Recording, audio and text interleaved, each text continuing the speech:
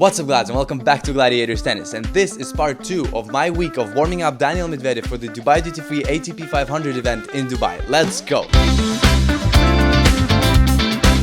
In case you guys haven't seen part 1 of this video, go check it out over there. This way this part will make a bit more sense. And by the way, thank you so much for all the love you gave to that video. It was absolutely crazy. Love you guys, and also the love you gave to our Instagram page. Was not expecting that whatsoever. By the way, feel free to follow us over there. The Glads over on Instagram find out about these videos first, so if that's something you're interested in, here's our Instagram page, and also my personal Instagram over there. Nothing too interesting there, just my life. But anyways, in part 2 I will cover how the rest of the tournament went for Daniil, including of course his epic match with Novak Djokovic, and just tell you a little bit more about Daniil himself, his personality and stuff. Happy Medvedev, and I don't want to play here on this circuit. And closer to the end of the video, something really cool happens, so definitely stick around till the end. But without further ado, let's jump into the quarterfinals. Glads, as a tennis player, it is absolutely crucial and really important not to forget your rackets when you're going on court. Yeah, I'm coming back to my room because I forgot my rackets, no joke. Yeah. I went to the club a few hours in advance just to enjoy the awesome atmosphere of the tournament. As I had plenty of time and access to the players' lounge, I went there to grab some snacks and water. After that, I headed to the center court to watch the practices there. Our friend Ubi Urkash was practicing at that moment. That's a sexy shot. Then I went to the gym to do a quick physical warm-up. Guys, check this out.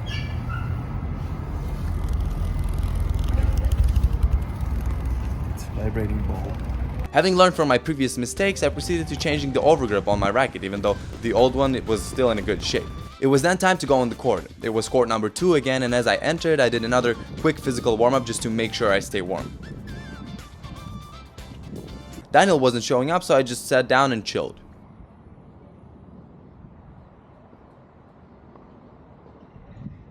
I mean, good rain protection, I guess, right? Where's Daniil? And then Daniil arrived. It almost seemed like he was tired at first, but then it turned out that it was just a wrong first impression. In the quarterfinals, he was facing Borna Coric, who took out Kokinakis in the second round in 3 sets. You'd think that it should be a tough match, but I was super confident that Daniil would take the W. I started the warm-up a little rusty, making more mistakes than usual and feeling the ball way less. However, as the warm-up progressed, I got the hang of it pretty quickly, thanks to Daniil getting to every ball, continuing the balls that I was missing slightly out, and not complaining whatsoever.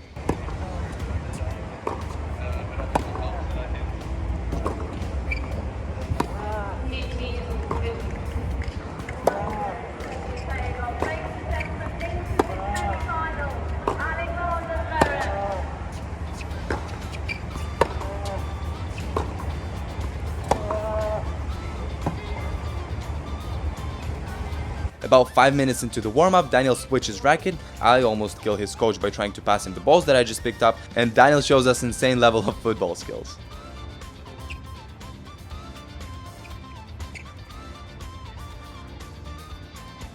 Time for the forehand cross-courts though, and this time I noticed Daniil hitting a bit harder and being more aggressive, stepping into the court more, and as he started switching down the line, the frequency of those switches was way higher than on the previous practices. He was also moving his legs faster and just overall being more active on the court. For those of you confused about Daniil's coach, his name is Eric Hernandez, and he's actually his fitness coach. He's with Daniil whenever his tennis coach, Gil Servara, isn't there. And you know, judging by Daniil's current physical condition, he's really good at his job. Because you know, it takes a lot to be playing and beating top-ranked players almost every day for 4 weeks in a row and not falling apart. So yeah, Eric knows his shit.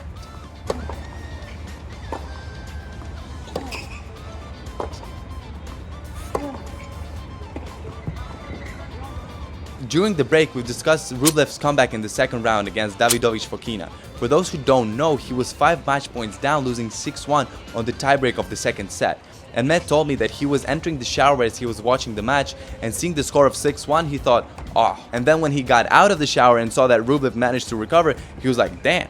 But anyways, after he greeted his fans, we were off to the back-and-to-back and cross-court madness. That was a bit exaggerated, but here, once again, he played way more aggressively. Coming back to the topic of Daniil being a great guy, the first time we met wasn't actually on the first warm-up. He was entering the court after I've played with Malik Jaziri, and he was greeting everyone, and he greeted me as well, having seen me for the first time, which was already nice. But then whenever we'd cross anywhere else, he would sometimes even be the first one to say hi, which again isn't the usual thing for the toppest players. Often they just pretend like they don't know you, and this awkward tension is created. Daniil though, not at all. See here, he really didn't have to apologize, but he did. These little things actually matter so much in our perception of the top players. Because, you know, one thing is being a good tennis player, and yeah, I know, that's obviously easier said than done, but if as a person you're a piece of shit, there's no way you're getting the hearts of the fans. And Daniil has proven to us several times that he's damn good at capturing those hearts. That is a very interesting backhand technique right there. As he starts switching down the line again, he's doing it way more often, and me being me, I keep trying to get to every single ball and sometimes actually reaching them.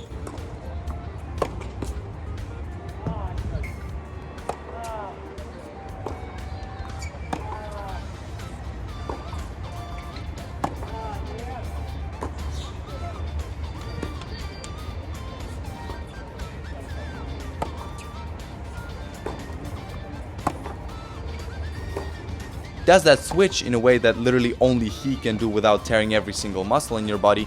He's happy with the backhands and goes up to the net. Does this crazy first volley.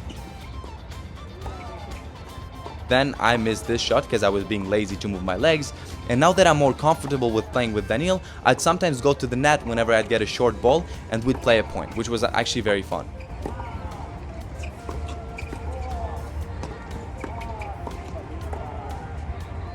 Time for the smash warm-up. My lob direction is still not at its peak. Like, it's actually funny. My wrist would wobble right before I contacted the ball, making it super hard to throw a decent lob. Managed to pull a few off though, and it was now my turn to go to the net.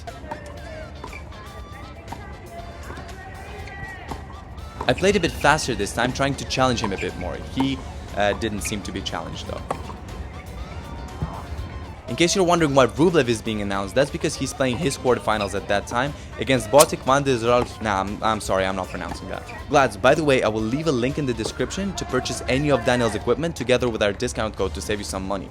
And if you need anything else tennis related, check it out. I will insist that you give his old shoes a try, because they're some of the best I've ever tried and they're on sale right now. Daniil seems to also have been getting used to sharing the court with Grisha from Gladiators, so he was also sometimes allowing himself to go to the net with the shorter balls. As I drop my racket during the break, we discuss Daniil's upcoming match. He then opens 2 cans of new balls, switches rackets and gets ready to warm up the serve. Starts by serving the first serve down the tee, and even though my first return is far from being perfect, I gotta say that I've actually improved at returning Daniil's serve quite a bit. I decided to slightly copy him and stand way further than my usual return placement, and it was actually working pretty well for me, as you will see in a bit. It also has a lot to do with the confidence, of course, that also improved as I got more comfortable at sharing the court with Medvedev. This time he focused a lot more on the first wide serves to the forehand, serving there a lot more than usual. Here again I was feeling much better returning his serves, and some of my returns were actually challenging him quite a bit. He'd sometimes decide to play a point, and that's when I could really notice the difference between my level, let's just call it futures qualifying level, and the top of the top. His average comfortable rhythm is just way higher than mine. It's not that I can't play at that rhythm, it's just that for me it's a challenge and for him it's just whatever. He would maybe miss 1 of 20 balls at that rhythm, whereas I would miss 10. He then switches rackets and starts serving to the advantage side, starting with the second kicks this time. Serves a few to the backhand that I managed to return like an absolute master. Wait, did I just celebrate that? Grisha, what are you doing? Anyways, check out this next return.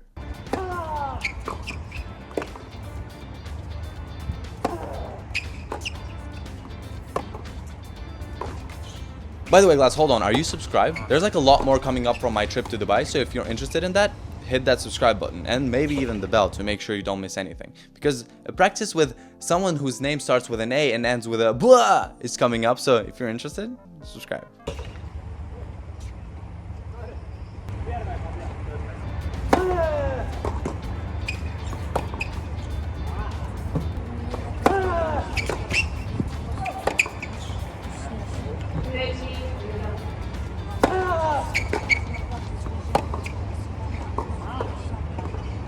Can't see Daniil in the shot again, and we all know what that means. Return warm-up. My abs are still in pain, in case you guys are wondering, though now it's way better thanks to the absolutely magical physios that work at the event. I actually managed to get the treatment from the same guy who was treating Daniil, so that's kinda cool. More on that later in the video though.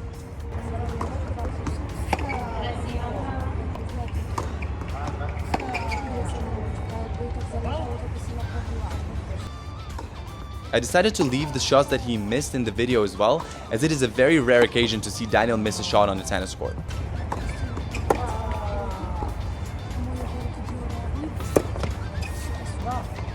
Yeah, maybe not that rare of an occasion to see me miss a shot on the tennis court.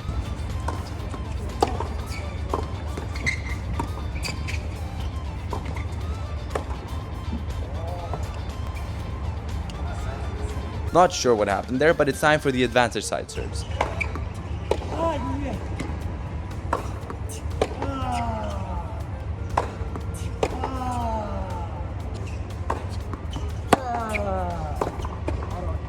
Again, very nice coming from him. To finish the return warm-up, some second serves to the backhand and then a few to the forehand. By the way, that return to the forehand isn't something I'm used to doing, so it was a great way to practice them.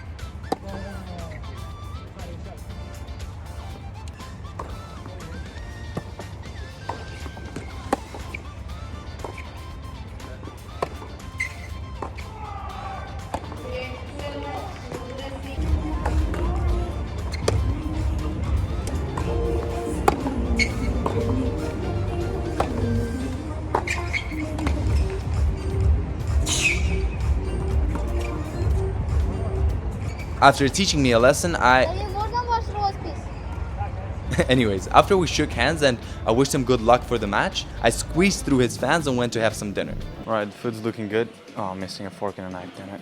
After which, I went to the center court to watch Daniil's match. On my way there, I stumbled upon Hubi, who was professionally warming up for his quarterfinals, and then it was showtime. Daniil beat Coric in straight sets 6-3, 6-3, easy money, but the crazy part was that he actually won the last 21 points in a freaking row. Win 21 points in a row. I don't know if that's my personal record on the ATP Tour, but generally happy with my level and happy with the ending of the match for sure. And that also means that Daniil is jumping into the semifinals where he would face the #1 in the world, Novak Djokovic. After the match, I've crossed paths with Eric, Daniil's fitness coach, and I congratulated him on the win, and he was like, "Thanks, see you tomorrow, no?"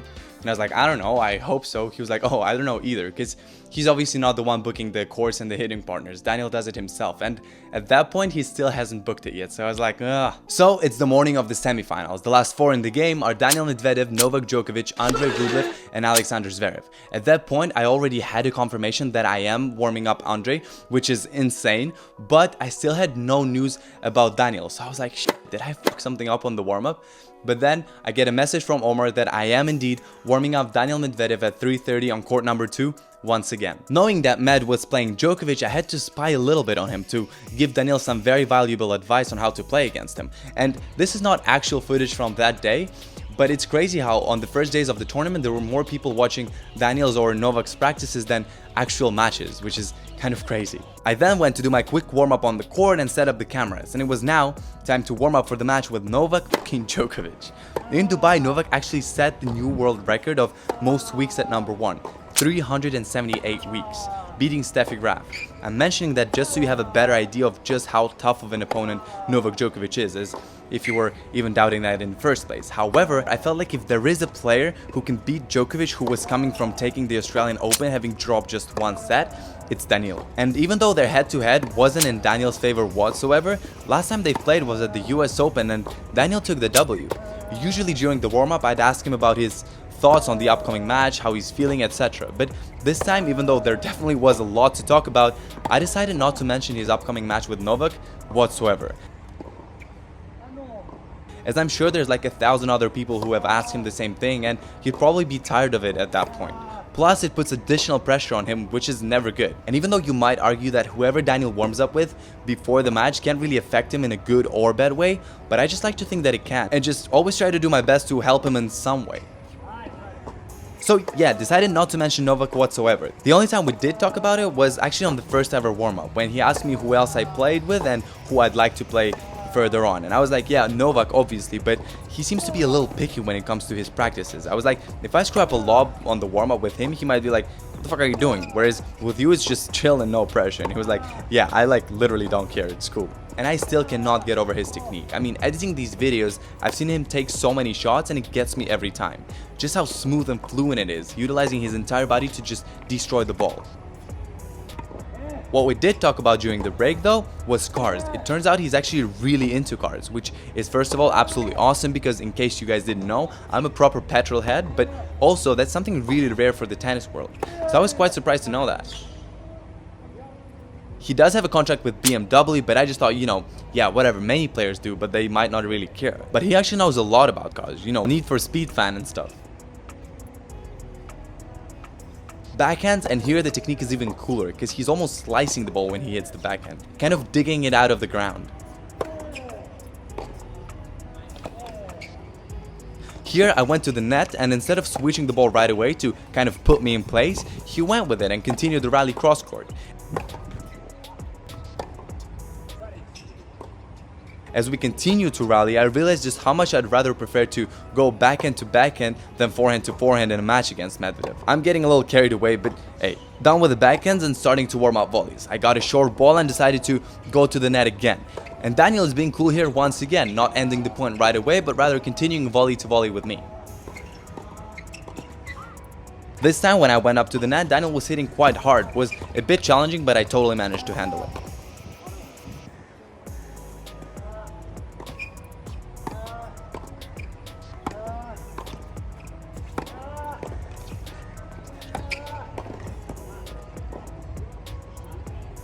Time for another break, and I'm not sure what we're talking about here, but I'm sure it's something very fun. Warming up the serve, and no joke guys, I feel the return so much better. I'm able to properly return his first serves consistently, and I gotta say, that's like a massive confidence boost.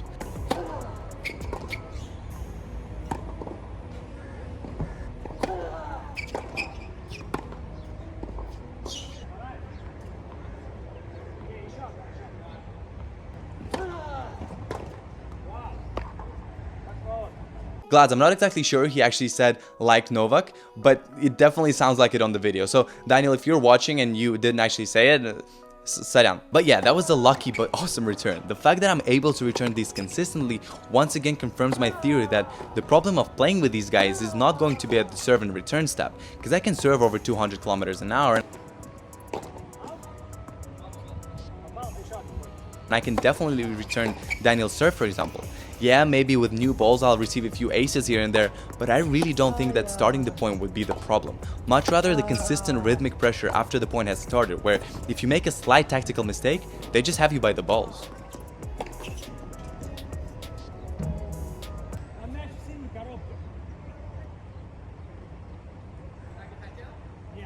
As I get more comfortable missing, I start to miss less. That obviously increases the percentage of the serves as well as their speed.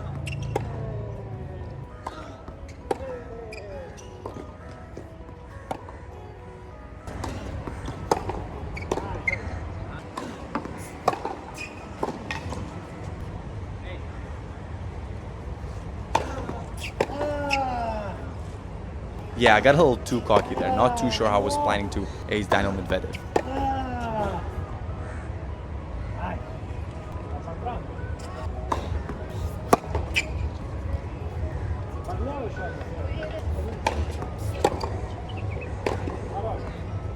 Oof, did you guys see that backhand?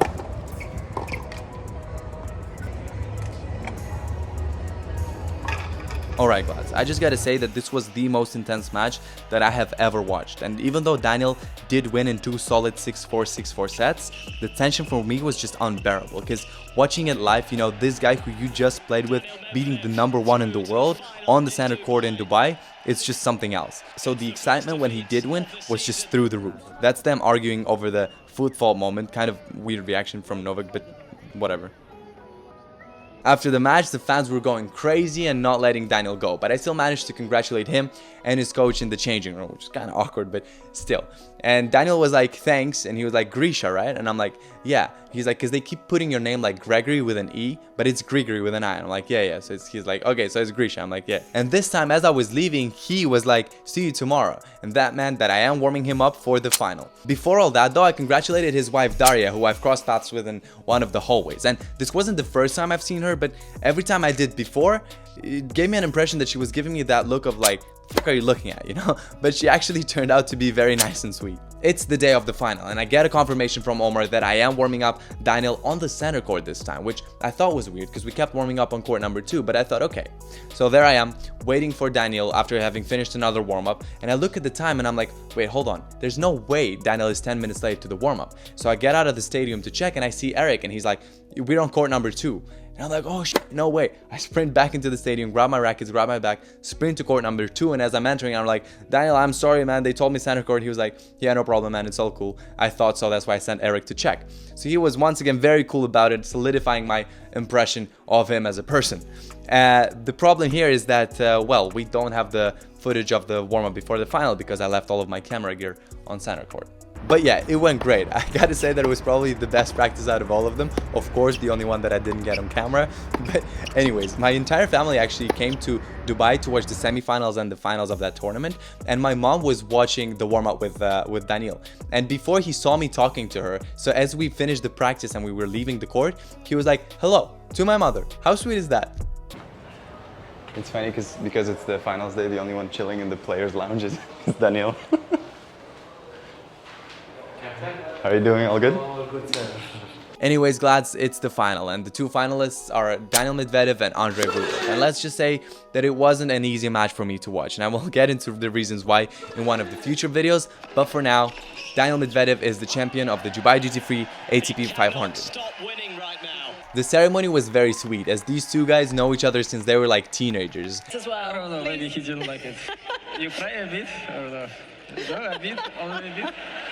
And here the sound cuts off, but Daniil is actually saying, I gotta thank Grisha for warming me up before every single match. No, I'm just kidding, he didn't say that. So the cutest ceremony is over, and I'm waiting for Daniil to obviously tell him all the congratulations. And I know that he has to go through all of the photo taking and ball signing and then thanking all the sponsors, and then after that cutting the cake. So I'm just chilling there for a very long time, and I don't know how long exactly, but like a long time. So at some point I'm like, okay, I'm just gonna bounce because, you know, it's not like he's waiting for my congratulations. He can probably live without it. So I enter the players' lounge to grab my last lemonade, and I see his team celebrating the victory. So I'm like, okay, cool. And as I'm leaving, I hear a woman's voice saying, hold on. And it's the girl that is always with Daniil's wife in his box watching his matches. And I'm like, okay, there's no way she's talking to me. I turn around and she's like, yeah, I'm talking to you. So I'm like, okay, what's up? And she's like, well, we're celebrating Daniil's victory and you were kind of part of it, so come celebrate with us. And I was like, hold on, what? And yeah, you got that right. I celebrated Daniil Medvedev's victory with his team and his family, which is absolutely just... So as he was done with all the formalities, he entered the players' lounge. We congratulated him. I was like, hey, I was invited. I hope you don't mind. He was like, yeah, it's totally cool. We sang the We Are the Champions song, talked about the match and just life in general. I asked him about the second to last point against Novak Djokovic. He was like, yeah, man, what was that? And as the discussion goes on, one of the stringers comes in and he's like, Daniil, we've locked your string in the locker and the guy who has the key left and he's only coming back tomorrow at 8 a.m. And Daniil's like, well, I have a plane tomorrow at 6 a.m. to Los Angeles. And just so you know, the string that he's using is the string that everyone is talking about now, the Technofiber Razor Soft. So it's like super hard to get. They eventually figured out how to get it out, but anyways, it was just something funny. As soon as he finished eating, he said all the goodbyes and went to get a massage from that same physio who massaged me, because tomorrow he had to hop on a plane to go to play the Indian Wells. Glads, this was one hell of an experience for me, and I really hope that I did a decent job of sharing it with you. As I said, there's a lot more awesome content coming up, so I really hope you've enjoyed this video, and I will see you in the next one. Bye-bye.